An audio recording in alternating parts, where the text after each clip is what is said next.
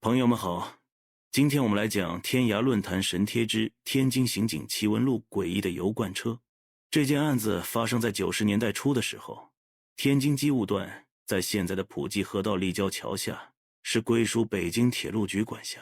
天津机务段负责火车、机车的日常维护检修，其中有很多的过往货运列车。当时货运管理并不严格，所以有工人偷窃货物的情况。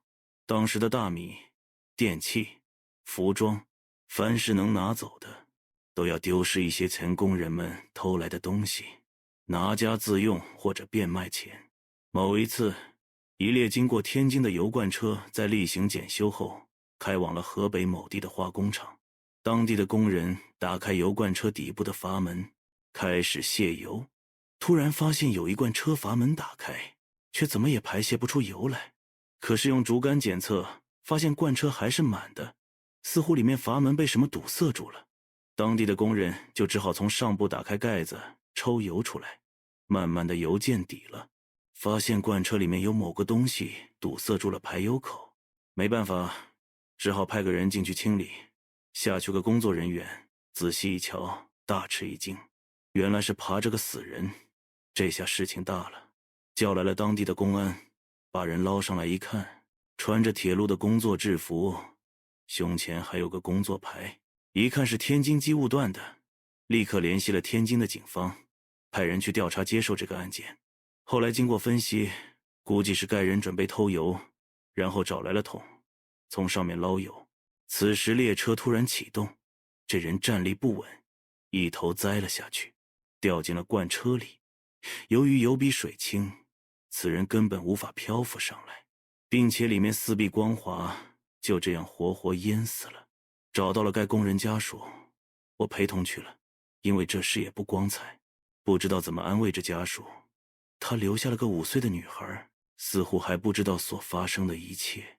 我过去抱抱孩子吧，孩子说：“爸爸口渴了，爸爸口渴了。”那我告诉孩子说：“爸爸累了。”他睡着了。那孩子还说：“爸爸前天晚上回来了，说他口渴了，找水喝。过了一会就走了，我要给他水喝。”听到这些我一愣，每次回想起小女孩的话，不免叹息。也许这么离奇的死亡确实口渴吧。有天津机务段的熟人的话，可以打听下这个故事的范辉的脸。周末，我的同事张队长到我家串门。张队长以前在局里负责刑事现场的照相取证工作，正巧前阵子我旅游照了些相片放在了相册里，我找了出来给他瞧瞧。他看了看我照的风景照片，不住夸赞。相册里调出了一个集体照，他捡了起来，这是张我小学时的集体合影照。他很有兴趣地找到了我，指着我小学的头像说和现在没什么变化。突然他指尖指着一个同学的头像，问我：“你这个同学还健在吗？”我低头一看，告诉他，这个同学没有小学毕业，在6年级时候死于车祸。张队长没有说话，本我很好奇问：“你怎么想起来问这个了？”张队长说：“感觉上看他的脸色泛灰，我仔细看，怎么也看不出差别来，因为年代久远，照片有点泛黄。但是每个同学的头像都是颜色鲜明的。”他也说不出个究竟来，可能是出于职业敏感吧，能一下子把受害者的生前照片辨别出来。我和他打趣：“你可是第6感了啊！”后来也接触到了很多同行，发现他们的直觉能力确实很强，有的能潜意识里确认犯罪分子的。我告诉张队长，这个同学出事前有一次上体育课，我有个胖子同学姓杨，他煞有其事地给几个同学看手相，当然是小孩子打闹，并不会真看，装模作样的给人吹嘘了一通。当给这个同学看的时候，开玩笑地说：“你手掌有断纹啊，你活不长。”小孩子说笑话都没当真，打个哈哈就过去了。过了1个月，车祸就发生了。那天中午，这个孩子找人借了辆20的小自行车回家，到了营口道中心公园交口的粮店附近时候，从后面来了辆35路公共汽车，他车一晃，被汽车后轮压过，当时人就不行了。一个很机灵的孩子就此离去，活到现在也得成家立业了。我给你次再生的机会。我们分局有个司机老崔，以前是在西藏当运输兵，转业复员分配到了我们分局开车。一次和他喝酒，他给我讲了这么一个琢磨不透的故事。老崔的舅舅当时在西藏也是跑运输，某次开车跑远路，当时土路人烟稀少，方圆几百里也没有人烟。这时发现路边躺着一个老人，舅舅当时立刻停车查看。那年代的风气比较淳朴，路上遇到有困难的人必定给予帮助。舅舅下车一看，是个喇嘛，岁数比较大了，看样子有70多岁了，看随身着装看着像朝圣的。在西藏经常看到虔诚的信徒走几步一磕头去拉萨朝圣，这些人都是比较有信念的僧侣。舅舅赶紧把老人扶住，一看还有微弱呼吸，赶紧把随身带的水拿来给这个老喇嘛喂下。舅舅又把随身带的干粮给了这个老喇嘛老喇嘛吃了几口，恢复了些体力。舅舅问他这是去哪朝圣，要随车捎他一程。老喇嘛说不用了，原来是昨天遇到风暴了，有些体力不支。喇嘛执意不肯坐他舅舅的车走。舅舅心想也许他还要徒步走剩下的路才能显示虔诚，就没勉强，只好把水和干粮又分给了些老喇嘛。老喇嘛点头没说话，他舅舅正要转身上车，老喇嘛把他叫住了，跟他舅舅说，我也没有什么可以回报你的，10年后我给你次再生的机会吧。然后独自走了。舅舅也没搞明白老喇嘛说的到底什么意思，也没多想，就开车走了。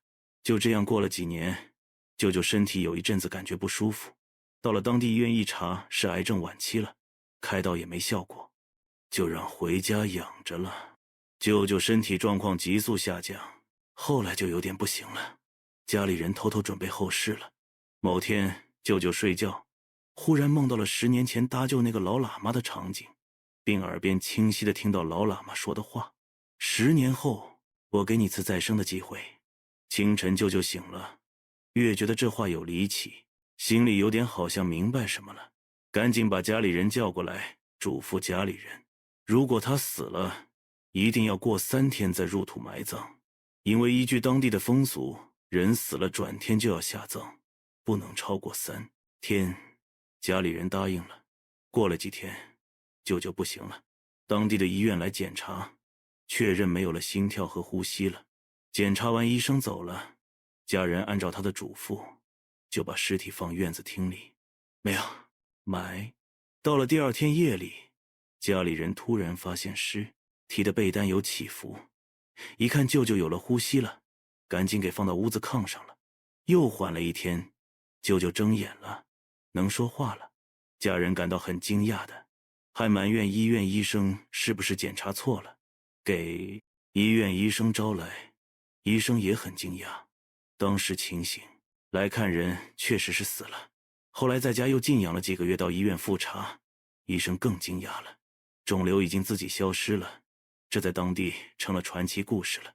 听了老崔舅舅的故事，应了那句话，一份厚道一份福啊。我也调侃老崔，这个喇嘛自己都快渴死了，还有能力给别人赐重生机会吗？老崔告我，别小瞧这些喇嘛，也许是某个考验吧，谁知道呢？水上公园浮尸案这个案子发生在90年代，当时接到了群众报警，说在水上公园湖边发现一具尸体。到了现场，附近派出所协勤民警已经到了，把现场给圈起来了。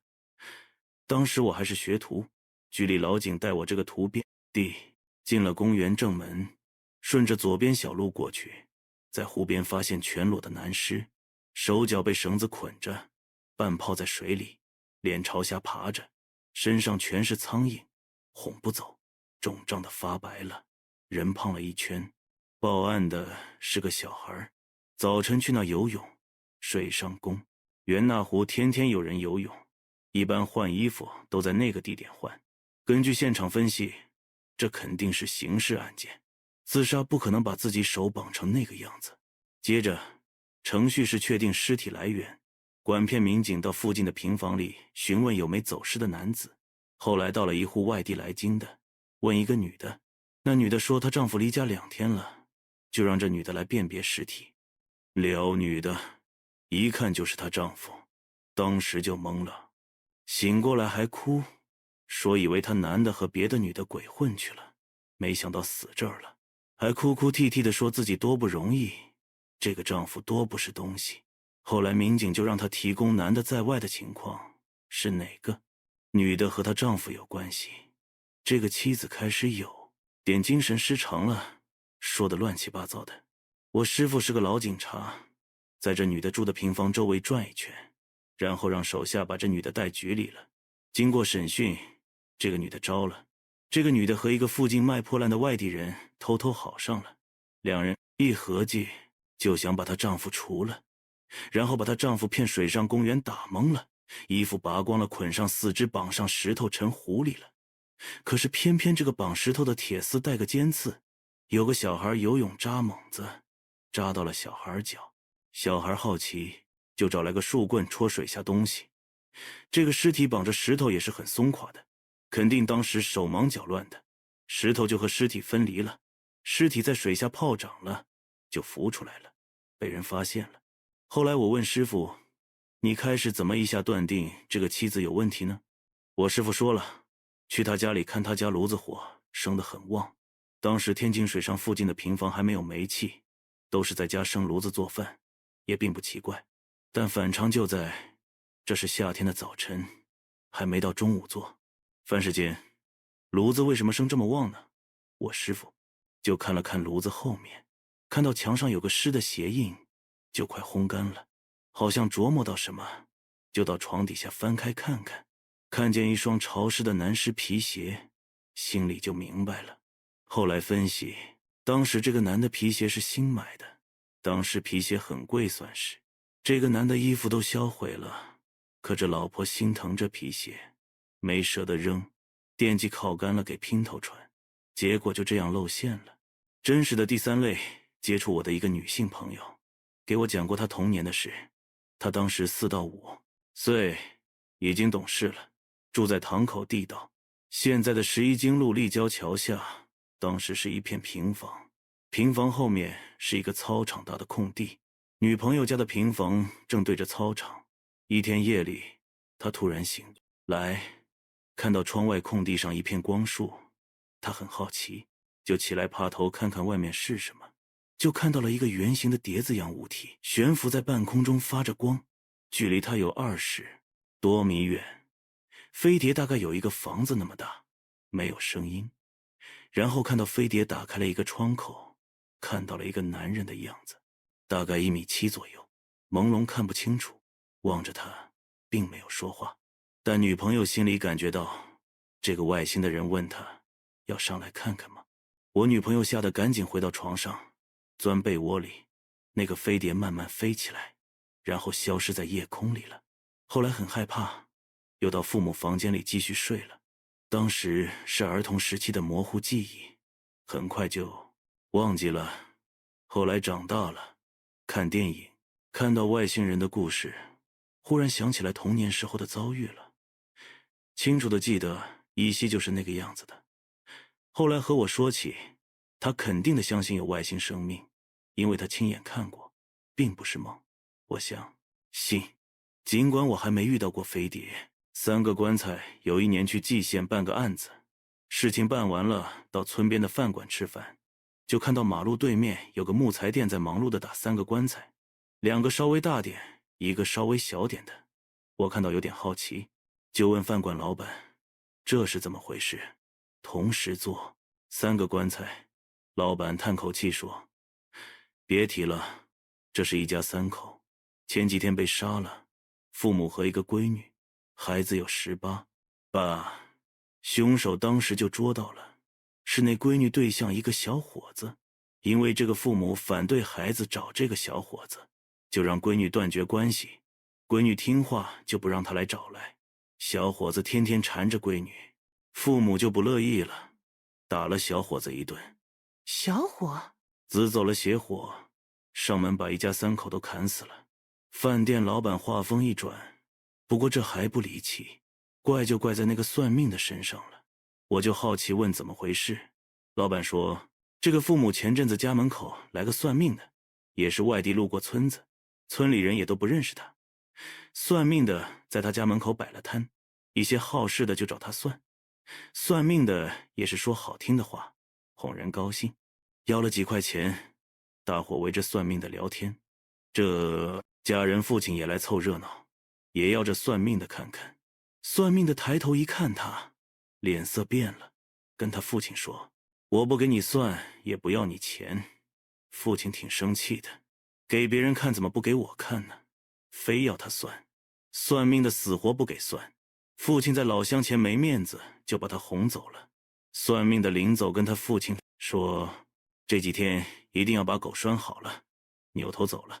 后来老乡也凑热闹，追过去问那算命的问咋回事。算命的说，这家人都活不过10天，我怎么能要他钱呢？老乡们也都认为算命的胡说，骗钱没当回事，也没敢告诉这父亲。这种丧气事也不方便和他说，得罪人，人家没事不就结了仇了。过了没几天，这小伙子就寻仇去了，半夜进的屋子，当时3口都睡着了，一刀一个全砍死了。按理说这父亲身体壮实，和这小子打起来不吃亏，可是半夜都睡着也就没辙了。怪就怪在当时半夜家里进来人一般，狗能把人喊起来，可惜的是白天时候狗莫名其妙的丢了，当晚就发生了这事。后来在看守所里，我还遇到过这个小伙子，个子瘦小苍白，怎么看也不像个有胆量敢做出这种灭门惨案的人。瞳孔的影子，这个事情不知道是不是巧合还是其他，我现在也百思不得其解。前几年某小区发生入室抢劫杀人案，我和几个同事出的现场，一个女的独自在家，被人骗开了房门，小偷打算抢点东西，可这女的一喊，小偷急了，就把女的给掐死了。屋子里翻开了抽屉，也是匆忙，没偷走什么就急忙走了。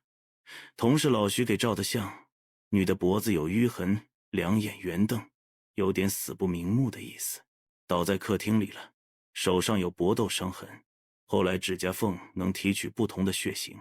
收工后回到局里，局长比较重视，这算大案了，比较轰动。当时专门开了会讨论这个事，按线索有点乱，一时也没有头绪，这样拖了一星期。后来下午开会时候，老徐给我叫一边，小声和我说，你看看这个照片是不是有点奇怪啊？现在出现场用的相机用的是尼康的。老徐自己在屋子投影仪上分析现场照片，发现这个女士眼睛瞳孔部分放大后出现一个模糊的影子，就赶紧拿过来跟我商量。我仔细看半天，感觉像个鸭舌帽。我说，你看像个帽子吗？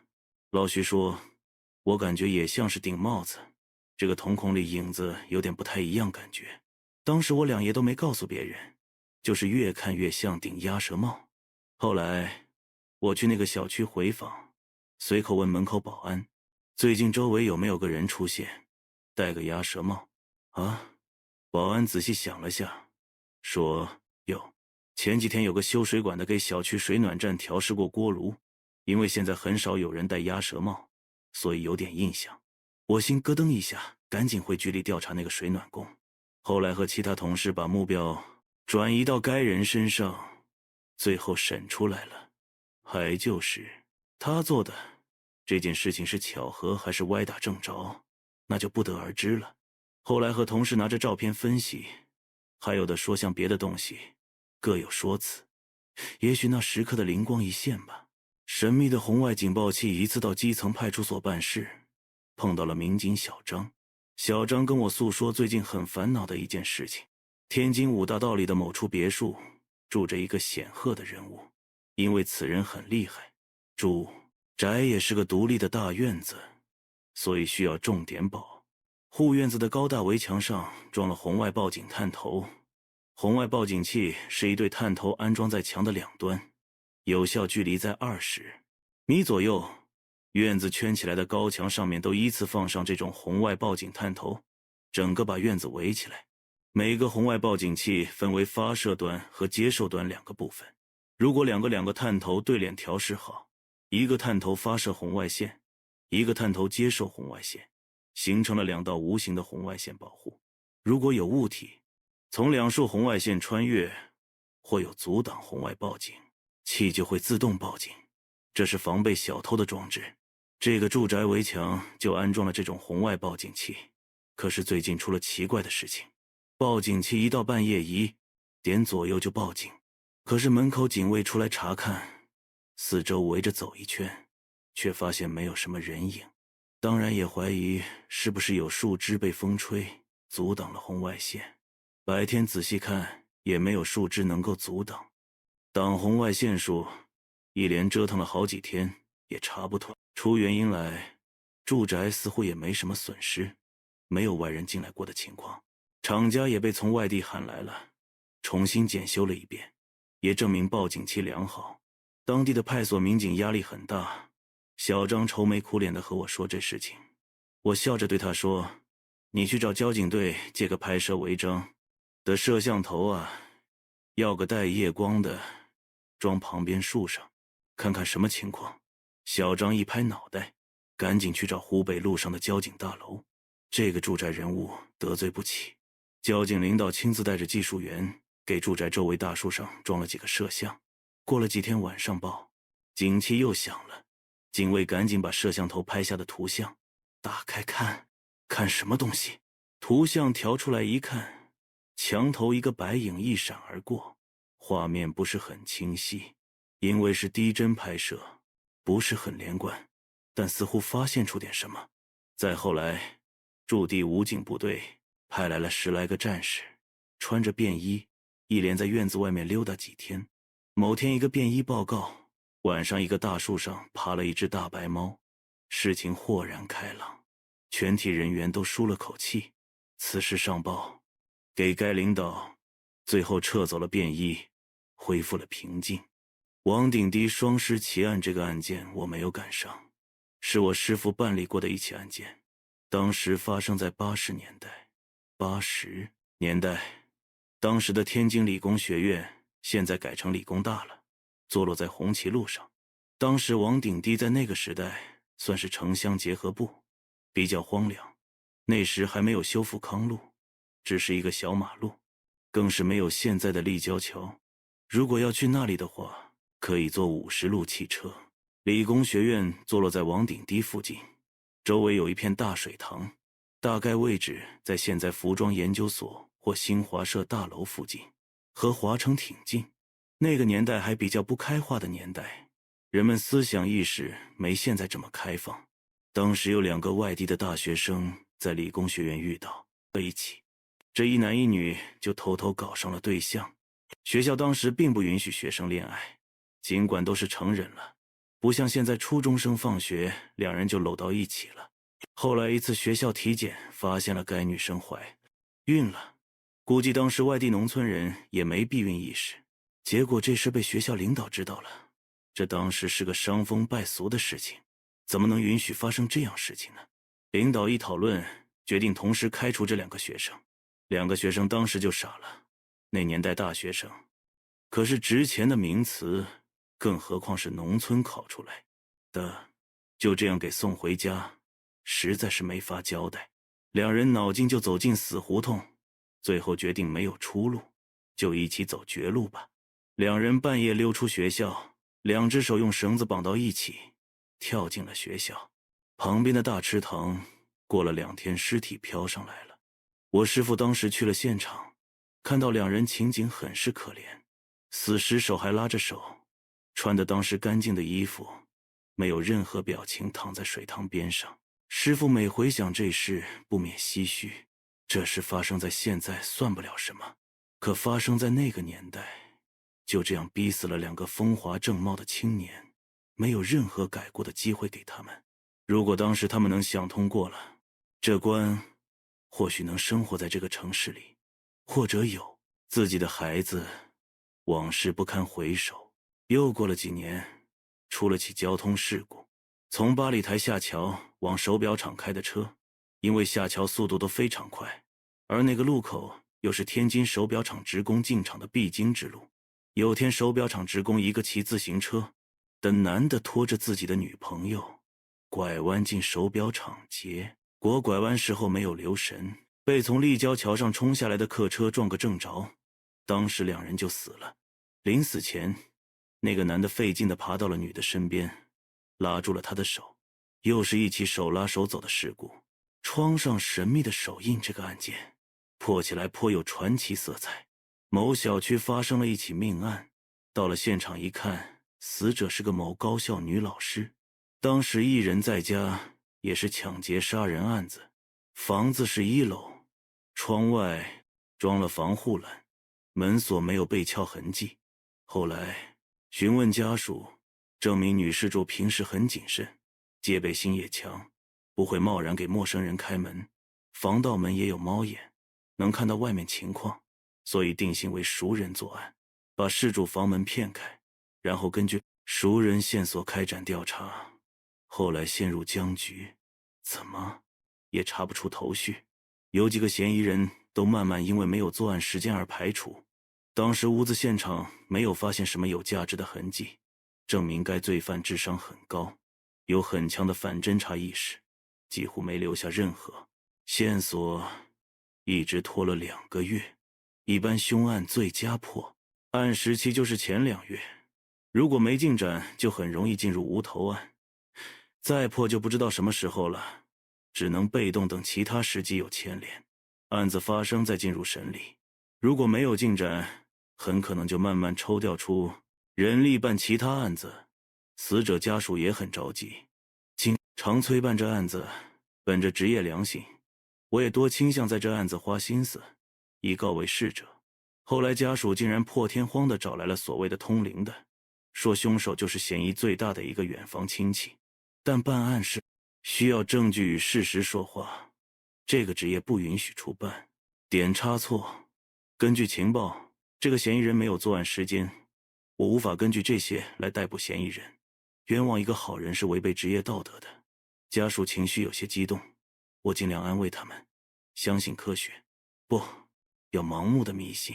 后来我又一次走访该住户，死者的儿子突然告诉我，睡觉时候屋顶有个手要抓他。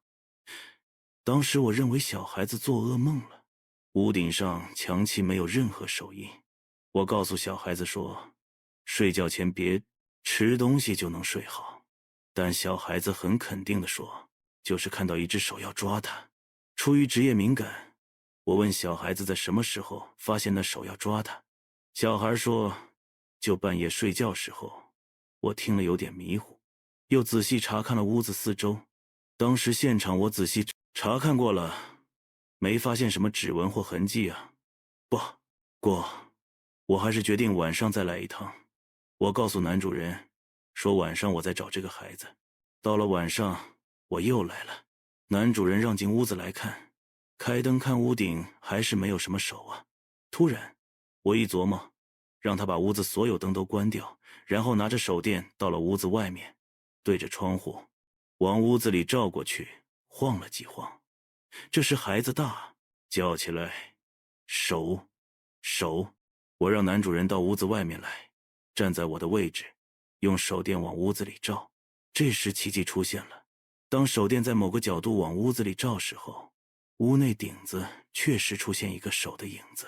这个屋子的玻璃贴着防窥视的玻璃贴，防止1楼过往的路人往里张望用的，保护隐私。而正对着玻璃看，丝毫看不出手掌印来，可能是玻璃贴有偏振光作用，只有晚上从屋子外面往里照，而且是某个角度才能折，射出这个手掌印来。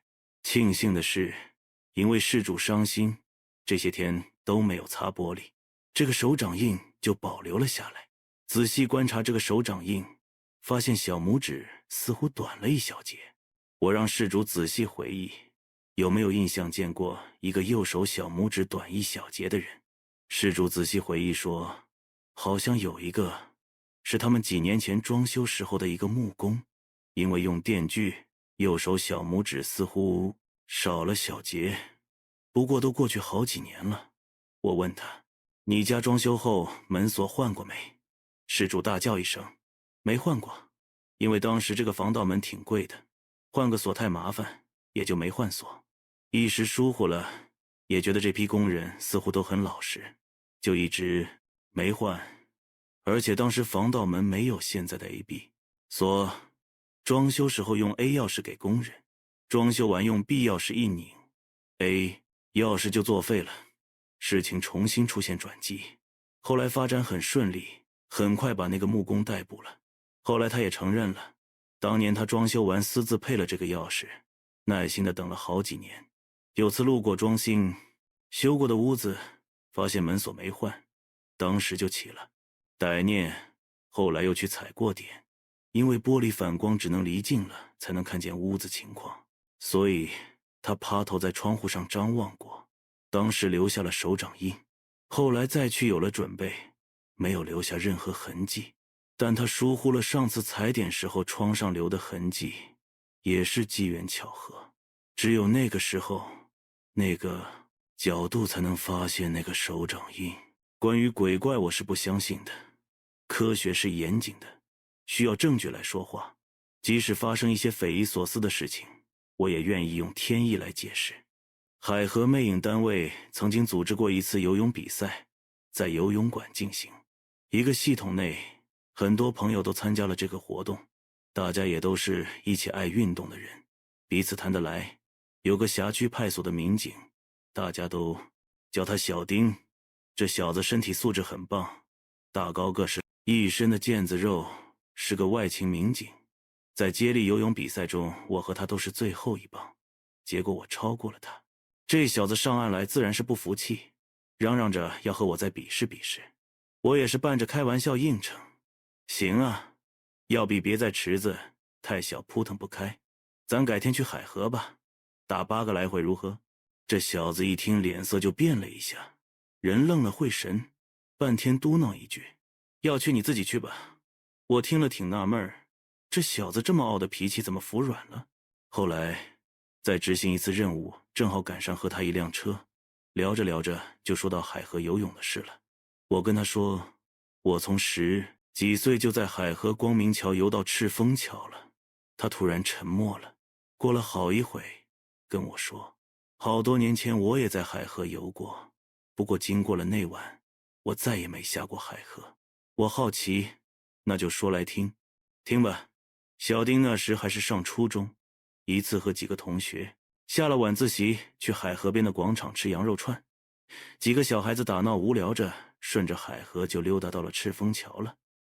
小哥几个都吹嘘自己游泳好，胆子大，互相谁都不服气，就呛火到了赤峰桥。这脱了衣服剩小裤衩，到了海关大楼对面河边的一个乘凉用小亭子。比试规则是都先爬到河边的小亭子上，再跳到河里，然后游到赤峰桥的桥墩子上回来。这样几个人都挨个跳了下去。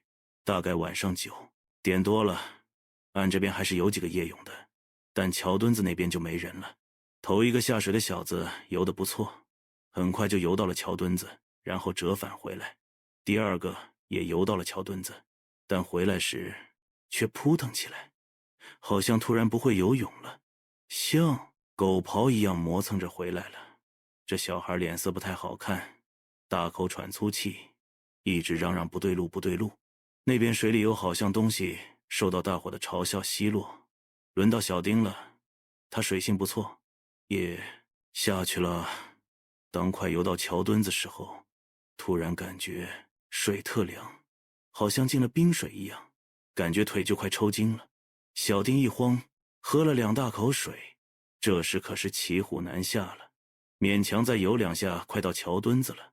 抬头突然看见桥墩子后面蹲着个东西，黑乎乎的，浑身长着毛，比猴子大不少的东西爬桥墩子上窥视着他。小丁脑子立刻一片空白，就懵了，马上换气，死命了的掉头往回游，动作完全变形了。折腾到了河边的石头台阶上，顺着台阶一步步挪回来了。爬上岸招呼同学拿衣服快跑，别回头。同学看他这清醒也吓着了，纷纷那起衣服也没穿就骑车跑老远。我问他到底看见啥了？啊，小丁，支吾半天也说不出究竟来。桥墩子下光线暗，加上周围没人，水也深，只是感觉那有个像猴子的东西。以后他再也没下过海河。我虽然经常在海河游，但从来没碰到过怪。或许是他看到的树枝吧。以后也曾经碰到过海河的水警，问过海河淹死人的事。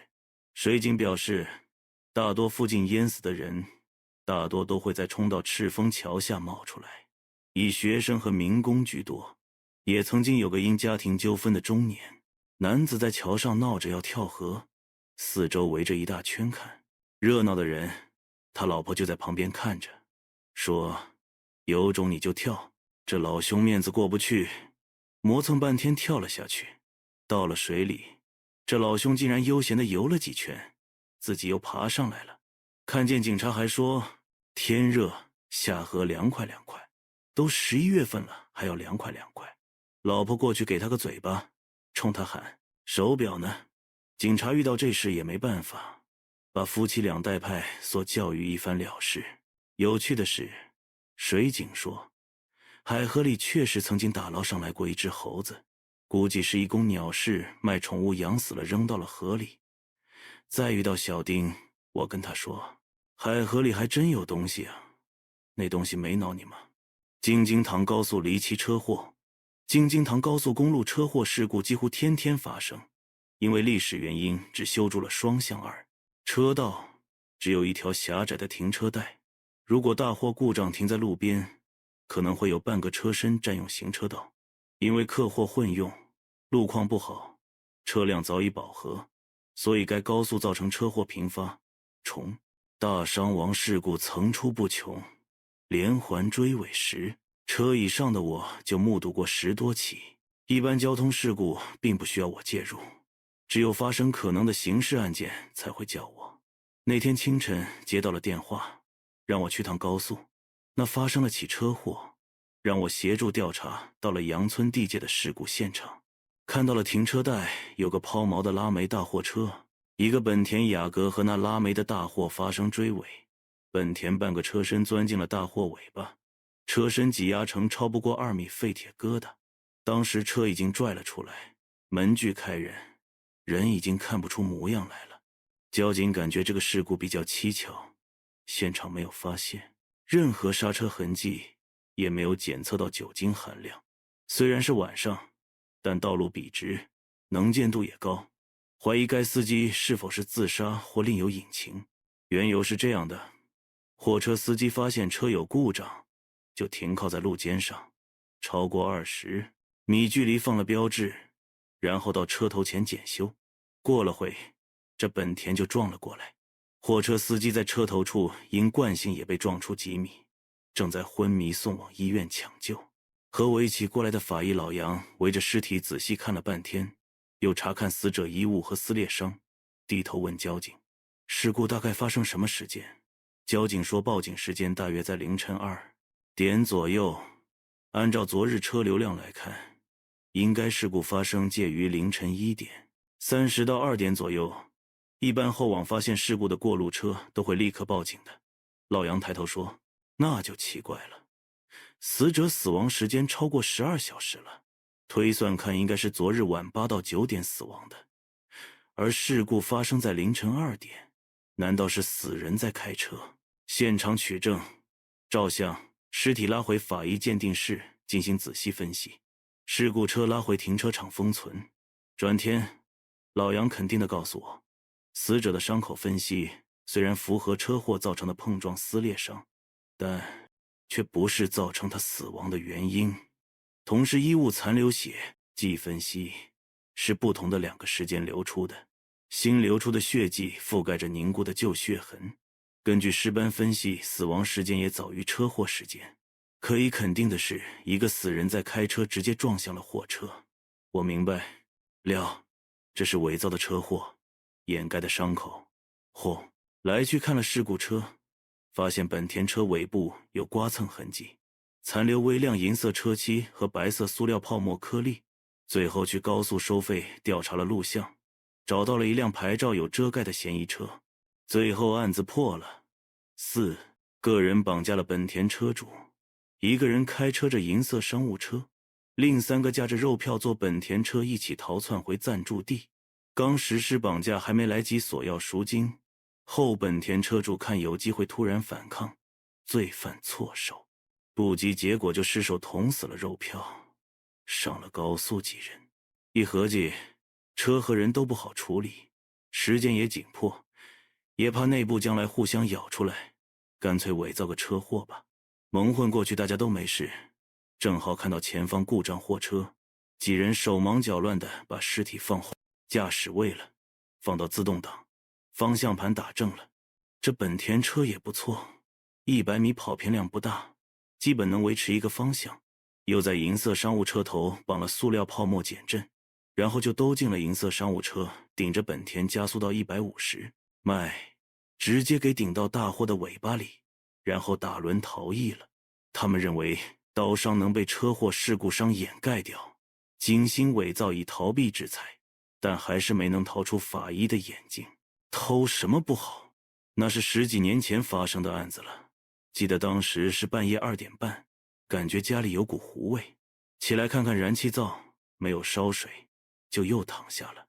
刚迷糊电话铃声就把我吵起来了，要出警。警车已经到了楼下接我来，穿上衣服就跟车走，开往杨村方向。路上同事跟我汇报了警情，半小时前接到了报警，杨村某农户发生爆炸，伤亡毁损情况还未不明。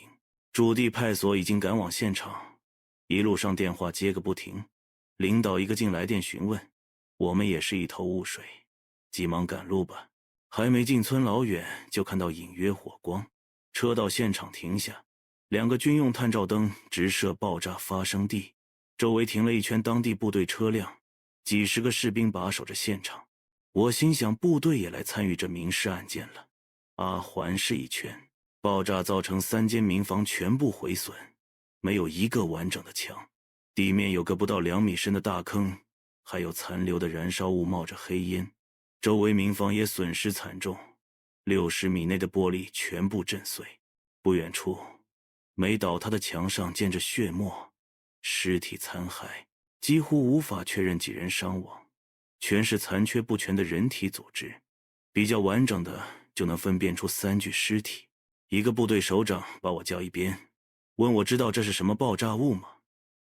我表示不像是私藏的自制炸药，不是雷管黄色炸药，从气味、爆炸坑、爆炸程度看，不像村民干得出的。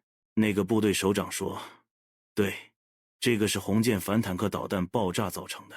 事情是这样的，当天部队靶场演习，练习反坦克导弹射击，当地村民都在靶场晃悠哄不走，因为都争着抢导弹的爆炸碎片，卖废品可值钱了。如果村民有懂行的，导弹里的万向陀螺拆下来就买几千块钱。维持靶场的兵不干了，对天放枪才把百姓吓唬走。导弹是线控的，发射后拖着一根操控线，顺着线能找到导弹，所以演习完都要核对导弹发射情况。巧的是，一个导弹拖把没有爆炸，操控线也断了，导弹扎到了地里，因为演习烟雾等因素也没发觉，就以为爆炸完了，清理完靶场就撤了。老百姓一哄而上捡弹片，一个老农发现了这导弹，可算捡个大宝贝，叫上儿子老婆偷偷半夜来挖出来搬家去了，然后用斧子撬导弹的战斗部，结果导弹炸了，一屋子人都上天了。后来村长还找部队谈索赔，部队首长表态，靶场严禁百姓进入，而且不许捡碎片，如果发现部队的物品也该通报交工，擅自挖导弹并造成爆炸，反倒要负责任的。鉴于人也没了，赔2000安葬费意思下吧，就这样了事。可偷什么不好，偏偷那玩意。千里堤系列杀人案90年代初，虹桥区丁子谷1号路、3号路还没有拓宽，也没有地铁，但那一带是繁华的夜市。晚上小贩很多，刨冰、砂锅、套圈。到了夏天傍晚开始，可以说是各大集市。再往前不远，千里堤沿线却是一片荒凉。堤是解放前用来防洪水的一道土坡，两边杂草丛生，没有人烟，有零星的收破烂的院子。附近没有住宅，倒是有个理工的分院，尽头就是商院了。那阵子被几个失踪人口搅和的寝食难安，近3个月来，该管辖内已经报上3起失踪案，倒退半年来看还有其中有1起是老年痴呆症患者走失，其他4起都有若隐若现的共性。失踪为女性，年龄在15到29岁之间。走失案来说一般都有个概率，如果同一时期超过此概率，则会有特殊情况，所以也加大了警力夜控。一天夜控巡逻，民警小张开车带着我和2个联防绕千里堤兜一圈后，停在路边休息下。凌晨1点多，趁空我坐后面迷瞪一下，似睡非睡中，下意识感觉一只手拍到我脑门，一激灵，我醒了。同时小张似乎看见远处墙后有只手在挥动一下，问我注意到没。我刚清醒没留神，那就让他过去看看吧。小张密赶的启动车开了过去，下车绕过墙拐角一看，眼前景象真恐怖。一个女孩半卧在地，喉咙还在鼓鼓的冒血，身后血迹拖了有20米长，一看是胸口也有致命伤，能有此毅力爬这么远很不简单，一般人不超过几10秒就会因心脏破裂死亡。不过这女的半卧在距墙角还2米远位置，胳膊没那么长能招手，让我们看到吧。事后我也和小张谈起过，是否真的看到那手挥动一下。小张说千真万确看到了，这是起凶杀案了，自然而然要和前几起失踪案串案找共同点，看能否并案。死亡女孩当晚本该住男朋友家，突然晚上2人吵起来，就赌气回家。男朋友也缺心眼，就让她一个人半夜跑出来，回家半路就发生了这事。走访女孩家，一进小平房看到她父亲，我一愣。她父亲我认识，外号红四，曾经盗窃和组织绑架等罪名被处理过，在新疆待过10年，老婆也离婚了，奶奶一直照顾孙女，他则刚释放回来没1年，在虹桥以前也算是有名号的人。父亲看到我有点歇斯底里，问我谁干的，要剁了那凶手。我安慰他，让他相信政府，别做出权势。父亲冷冷看着我喘粗气没说话。案子进展缓慢，毫无线索，没有目击者。后来我和师傅走访附近收破烂的外地赞助者，发现其中一个户主收购的废品几麻袋易拉罐好几天没有转手，因为我师傅从别的收废品那儿听说易拉罐最近收购行情要下跌，都急着出手，而他还没卖呢。我师傅稳住他，继续盘查，我则独自一人往后院溜达一圈，看看他放废品的小院子。看到诡异的景象，这附近的流浪狗都聚在他家后院门口徘徊着不走，溜达来溜达去，望着这院场子。我突然间觉得胸口发闷，很难受的感觉，心里有点明白了，什么都没说，拉着师傅悄悄回单位了。转天一早，我就申请到了搜查令，带着10几个民警法医去搜查他的院子。开了3部车，还没到他家门口，他老婆跑出来了，对我们喊他闺女昨晚被绑架了，他爹半夜去找闺女去了。他老婆语无伦次地说，原来昨天半夜他闺女下学没回家，他就去找，等到半夜来个电话，他接完电话就说去接闺女，走了一宿没回来。事情突然变故了，我师傅赶紧留下人手，凭直觉让我又带几个快去找那个红四。车开到半道，那边搜查废品院子的民警对讲就打过来了，已经挖出来1具尸体了。我心里清楚，还有几具没挖出来。到了红四家平房，没进屋就看到门缝渗出来的血了，撞开门，一副血腥场面令人恶心。那个收废品的男子被倒着吊在房顶上，嘴里淌着血，早没声息了。两眼已经挖去流，个血肉模糊的黑框，舌头也割掉了。王者的复仇河西区千德庄一带原来是旧的零件房，现在旧城区改造已经换了新面貌，高楼林立。那时在那片平房中发生了一起奇特的案件，接到群众报警，我和同事赶到了现场。这是一个胡同的最深处的独门独院小平房，门口已经站满了群众。拨开众人门口望去，一个独居的老人倒卧在屋内，身上被刺几刀刀致命，地上的血流淌成一片，形成了个不规则的图案。听报警的邻居解释，老人一天没有开门，老人养的狗被锁在门外，凄厉地对屋子叫个不停。邻居好奇，把窗里望，看到老人倒地没了动静，立刻报了警。勘察现场，发现老人僵硬的身体趴在地上，手臂向前似乎指着什么。我忙用手电照射老人手指的方向，是个旧式大衣柜。打开大衣柜，发现里面除了老人的衣物似乎没什么有价值线索。我不甘心，又照射了衣柜下面，发现衣柜腿下有个纸片，掏出来一看是个名片，名片属于蔡某某，一个传销公司的。继续勘察，发现老人流淌的一片血迹中有一串点状空白未沾染血迹，说明曾经有某个物体掉落在地上，后血慢慢流淌过该物体留下的痕迹。桌子上放了一碗老人炖好的牛肉和一双用过的筷子。稍后又发现布满灰尘的墙壁上有个方方正正干净墙皮，很不协调，上方还有一个钉子，感觉是一幅字画曾经挂在墙上。目前唯一丢失的就是这幅字画。询问邻居，得知是幅有年头的山水画，感觉上这个案子和这幅画有很大关系。勘察半天，再没有其他丢失物品迹象。回到局里，立刻调查名片上的人。经查是个传销保健品的南方人，但他案发那阵子正在外地出差，也有证人，似乎不是他所为。后询问他曾经把名片散发过谁，他也无法肯定，给过很多人也不曾记得。这个线索断了，排除了他作案可能。后来法医告诉我另一件事，老人的胃口里没检查出进过食，那说明桌上的牛肉他没动过。那屋内第二个人吃了几口牛肉吗？后来派人到沈阳到旧物市场去蹲堵，是否有哪个卖家的字画和老人收藏的那幅特征类似的，一连几天没有寻获。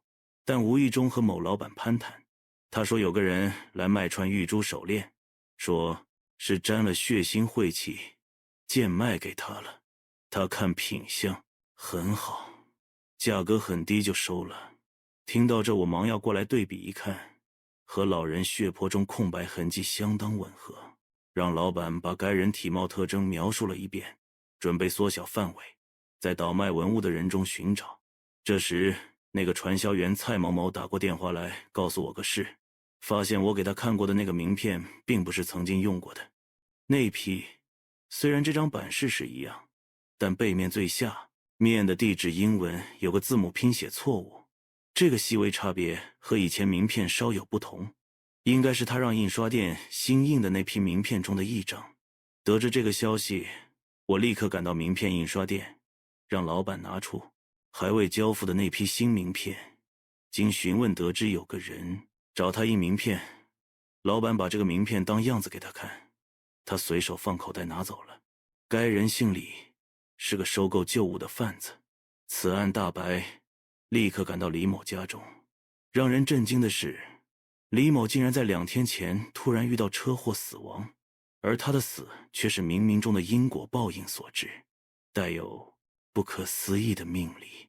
李某得知老人家中有幅字画，经他人描述，觉得值点钱，便去老人家收购，但老人不肯相卖。李某看家中老人独居深宅起了歹念，便加害老人取得字画，与老人撕扯中手中玉珠掉落未察觉，临走时发现才捡起带走，因沾染血腥觉得不妥才卖了。他取画时，老人发现他掉落张名片，遂凭最后力气踢到衣柜下，想留下线索，而李某贪嘴，看到老人刚炖的牛肉，于是夹着吃了几块后潜逃。他没有想到的是，老人炖的牛肉中含有补品土参，而李某却有贫血症，人参有硒，是血液功能，使李某几日后身体不适，于是让妻子开车带他去医院看病。在回来路上，突然路边窜出条狗，妻子本能地打方向盘，于是撞到路牌子上，断裂的路牌齐刷刷地将李某头削掉半个，当场暴毙。老人养的狗失踪了，邻居们都纷纷说，就是那条狗看到车才扑上去的。至于真假，那就不得而知了。我宁愿相信就是那条狗干的。不过那个路牌子的确是当天清晨才树立起来的，晚上车就撞上了，害得交警重新补2块牌子，不过往边道里挪了挪，免得车再碰上，仿佛就是给他预备的。可一连串的因果关系，仿佛是亡者的复仇。高卢冤魂天津有一个飞地，在河北省晋社县境内，该片区域是个铁厂，但行政上归天津管辖，大概是解放后由天津援建，所以形成了这样一块区域。某次出差到该地，顺便拜访老同学，了解到这样一个怪事：一个德国进口的高炉总是无缘故的掉闸，无法开机，耽误一天，损失相当的大。厂家请来专家维修，最后还是没找到线路有任何的故障。这下可难，为坏了厂家，我去瞧热闹。当然我不属于领域的，也就穿着警服在车间跟着同学随便溜达着看看。到一帮技术员忙着检修，忽然我感觉到一个电工神色不对，始终在躲闪着。我凭着职业敏感，我觉得他有问题。一般来说，做事心虚一点不假，一个有情况的人和平常人的眼神是有差别的。就这样，我更加留意起那个电工有意无意地在他周围晃，他假装在做事，其实心不在焉。我发现他在用一个大号的扳子拧一个小号的螺母，还在那干得挺认真。等到中午去了食堂，我又发现了他。我偷偷走到他跟前，突然坐下说：“这位师傅，您是在厂子负责什么的？”啊？这电工掩饰了下慌乱说：“他负责高炉的电路检修。”随便聊几句没有破绽，我临走甩了一句：“看你气色不太好，如果你有什么想对我说的话，请来找我聊聊吧。”他哑口无言，待半天没回过神来。转天晚上，我收拾东西，准备明天一早回天津。突然这个电工敲门，我一愣，这个电工面如死灰，进屋扑通跪下了，说我自首，我杀了人。这个电工30多岁，和的女人有了暧昧关系，然后发展不可收拾。这个女人怀孕了，要拆散他家庭，他不肯答应。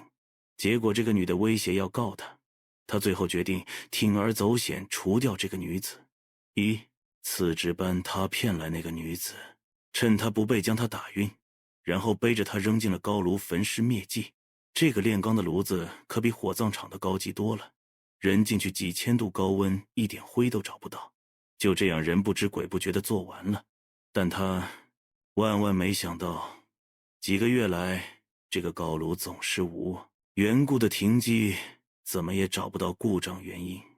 这个电工心理素质差，开始疑神疑鬼起来，自己吓自己，失眠多梦，总是梦见这个女子，甚至出现了幻听。一个人值班时候，总听到炉子里有女人在唱歌，吓得他无法工作。直到有一天儿子发高烧，昏迷中冲他喊：“爸爸，别把他扔炉子里啊！爸爸，我好热啊！”这个电工彻底崩溃了，怀疑自己的罪孽影响到了家人，看到警察就出虚汗，半夜有动静就起来看看，凭着残缺的良心找我自首来了，以求摆脱这罪恶感和折磨。这个电工被送进拘留所等待宣判，但至少他能舒服地睡个好觉了。良心的谴责，道德的压力让他透不过气来，冲动的孽缘造成了一个普通人走向了不归路。后来我得知，这个孩子发烧说的话所指，怕影响孩子学习，他爸爸把他藏的连环画给扔家里的炉子烧了，所以儿子喊别把他扔炉子里啊。正是儿子这句话，成为压垮父亲精神的最后一棵稻草。神秘的 EVP 现象 EVP 灵异电子音频现象。某次在外地参加培训班，一个老外培训刑侦科学，讲到了微观物证 DNA 分析、化验等刑事科学的潮流现状。随后在讲课间隙和我们这些警员聊天，谈起了 EVP 现象。这种能记录下灵魂的音频或视频的现象叫做 EVP。 通过现代的科学手段来证明灵魂和现实人类能互动沟通，带来那边世界的咨询或了解往生者的情况。美国和欧洲很多国家有此协会，并宣称能记录下死者的录音。也有几个有名的案例，有个电影《白色噪音》讲述的此类故事。我本人是怀疑论者，对此持保留态度。我所不认知的领域，我不能肯定它。世界上真的有鬼吗？如果能捉一个来放在笼子里摆在劝业场门口，给我亲眼看到，我会承认的。曾经发生过这么一起案件，当时 VCD 没开始流行前，家庭一般都租录像带看娱乐节目。元前一天，路边小摊就有。一次有那么一对夫妻和一个租用录像带的小贩吵闹起来，拉扯到了派出所调解。夫妻说本来租看的是美国枪战片，结果拿回家一看是个动画片，质量很差，要求退钱。小贩抵赖不退，闹到了派出所。民警说那就看看吧。这一看不要紧，发现了问题。